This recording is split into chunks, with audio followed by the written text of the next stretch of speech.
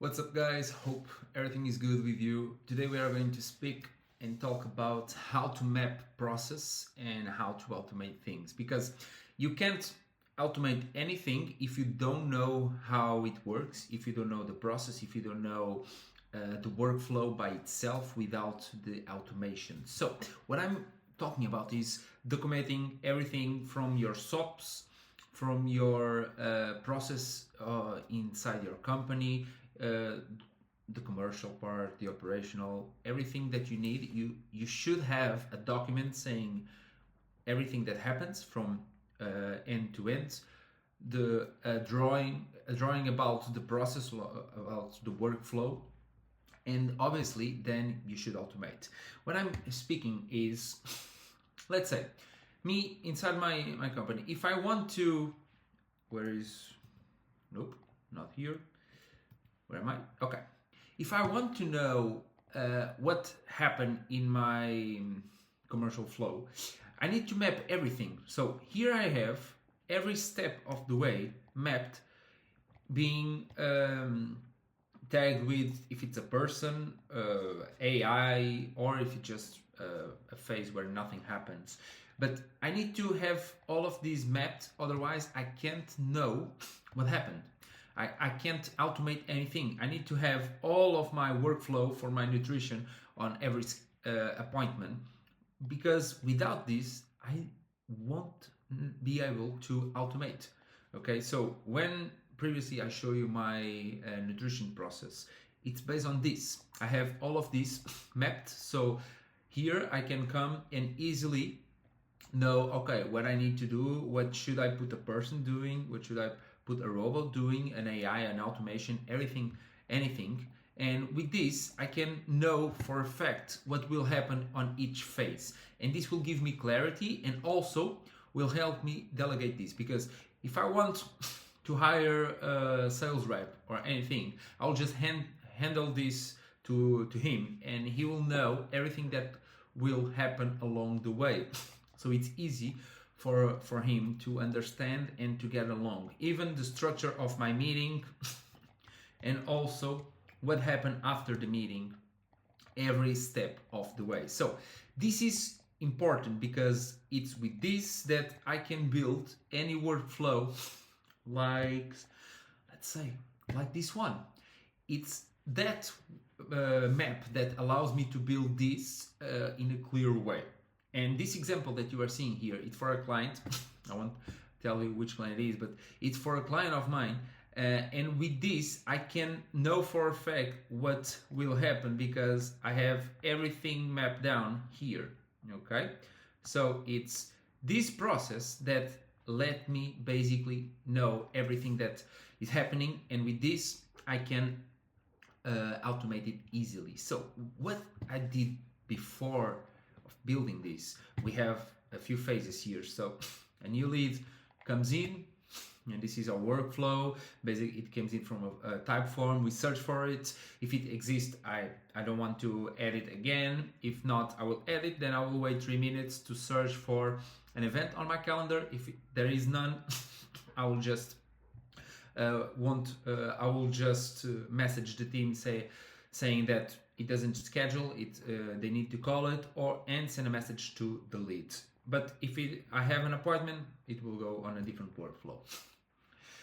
And all of these steps along the way, if it doesn't schedule, which are mainly easy workflows, or my pre-call nutrition, let's say a case study that I want to send, or even what I showed you, my follow-up for proposals, which we have 5 different types of leads, and for each one we have different message that we want to send depending on the day. All of this was previously mapped here.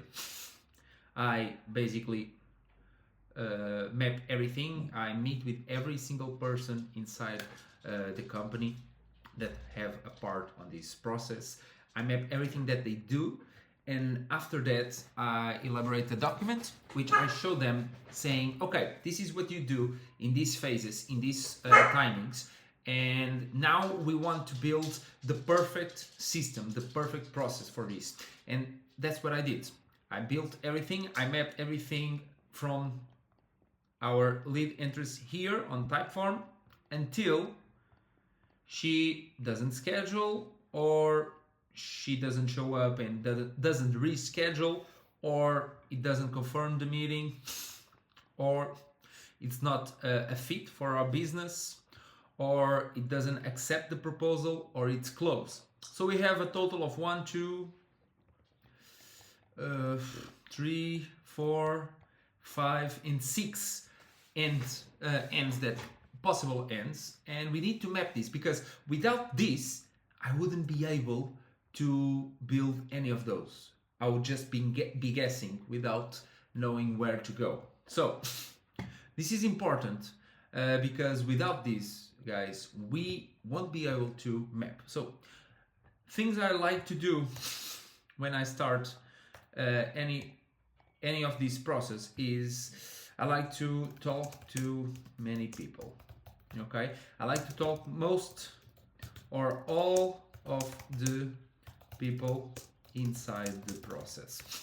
Okay, that's really important, because without this I won't be able to gather information, because the next step is gathering information. Okay, I want to gather information from everyone so I can compile this into a Google Doc with every information about everything that goes along the process. So this is the main thing. I want to make this Google Doc with everything about everything that goes in the process, so I'm able to understand it. I'm able to feed this into an AI, which I previously did, and let her help me drawing and brainstorming the ideal process when I have the ability to do that. Sometimes I have just clients that come to me with a hard process already drawn, already in their terms, in how they want it to happen, so I just have to automate it. But most of the time people doesn't have any process, so I just need to invent one. And this is what I do. I talk to every people inside the business, I gather information, I put everything in a Google Doc, and after that, now I will start drawing the perfect process in Miro. Basically, it's just that. So I will start drawing node after node, step after step inside Miro, so it basically have a complete drawing of the process.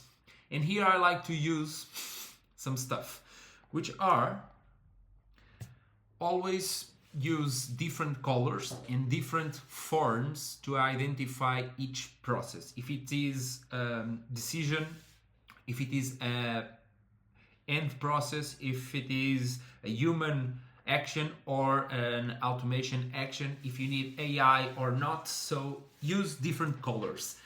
This is really important, because with this you will be able to look at this and easily know what's going to happen. So I know every I don't know the name of this form in English, but in Portuguese, losango. It's a decision. I know every round circle, square, it's end of process, and I know the colors. It's different steps of the way. So here it's for a lead that didn't book. This is for a lead that booked, and so on and so on. This will help me understanding the process from a distance without need of reading everything. After this, always validate your idea with the client, because in the end of the day, it's his decision, not yours. After this, after validating with the client and make any adjustment that we need, we go for the build. Go for the build and build in small steps. Instead of making a big workflow for everything, just make small workflows, sub workflows. Because sometimes when you build a really big workflow, you will get one problem. If anything along the entire workflow it's wrong, most of the time you'll have to change everything. So if you can break in small steps, it's better, because it will help you debugging along the way and not having troubles like I already had before, building like massive workflows, and then I had to change one thing that changed the entire workflow in front of it, and I just have to redo everything again. So this is the main thing. This is what helps me to build the perfect process, and most important, don't have clients that after I build the process they came to me and say, oh no, but that's not what I want. That's impossible, because even before I think about the process or the technical parts, I validate with the client what happened, and he basically had to have to confirm to me, this is what you want, it's exactly this you want after the time from the lead being created on your CRM or just after the scheduling. He confirms everything along the way, which will help me not having surprises later, and also guarantee that he have the process that he wants. Obviously, with my expertise in it's possible or not, because sometimes we have clients that, oh no, but I want this to happen, and we can't. It's not that we can't, but most of us don't have the courage to say, oh, but that's not possible, and we say, I will figure a way. And most of the time we shouldn't do that. We just have to say and be very restrict on what's possible or not, because if something is not possible, I shouldn't tell the client that it is, or that I will find a way, because later he will expect a reply from me, a positive reply, and most of the time we can't do that. So it's important for us to define limits. That's really important. So this is basically what I do every time I want to draw a new process or start a new project, because with this I can guarantee that I will have the best process in the end. So in Resume, I want to speak with all the people inside the project. Second, I want to gather all the information in a Google Doc so it's easier for me to understand it. Third, I will start drawing the perfect process in Miro. Fourth, I will validate the process with the client. Fifth, I will start building it in small sub workflows and not one main workflow. This is basically what we need, okay? It's this. We want this to happen every single time, because if we do this, it will help us having the best jobs out there. So this is my take on how to map process and how to do it properly. Comment below your opinion. I would love to hear it, and see you tomorrow in our next video.